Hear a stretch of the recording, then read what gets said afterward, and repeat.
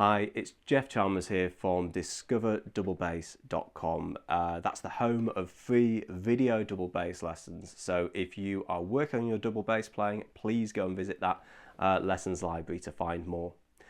Now, today's video is a tip for your practice routine that I think will make an enormous difference, and it's applicable no matter what the instrument you play. Now, I got this idea from a book by an author called Gary Keller, and the book is called The One Thing. Now, essentially, he suggests that when we are learning something new or working on a new task, that there are things that we should be doing that are higher value than others. Essentially, there's one thing that will have the biggest impact. So, before you start your practice routine, I'd like you to answer this question.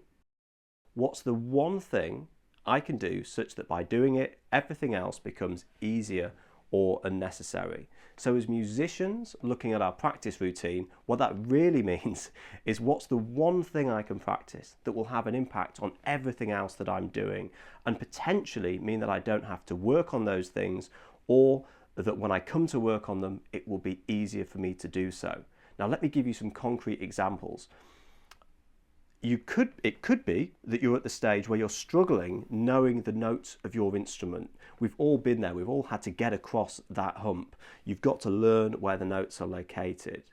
Now, if you are at that stage, it will be holding back every other aspect of your playing. It will even be having an impact on things that you don't realize, such as your phrasing, your rhythmic execution, because all of your mental RAM, your headspace, will be focused on thinking, where's the note? How does that line up?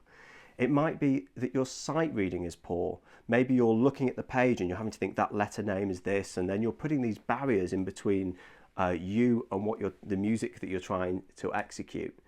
Now, if you can get past these, it will help everything else, because you'll be freer to interact with the other musicians and, basically play more musically rather than thinking all the time.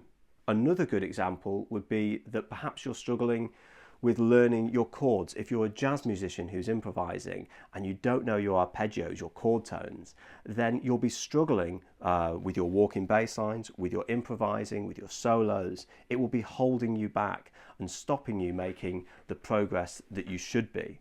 So by addressing that, it will mean that everything else becomes easier. Your solos, your phrasing, because you won't be caught up in this, this mental battle of trying to work out what all the note names of the chords are and then applying them on the bass or whatever instrument you play. You need to be able to react instinctively in music and play emotionally and musically, not to be thinking too much about what you're doing all the time.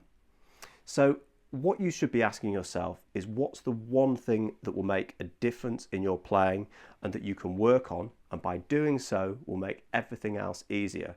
Not everything that we practice is the same value. You should be going for the highest value thing that will have a domino effect and really help you to make the most improvements in the shortest period of time.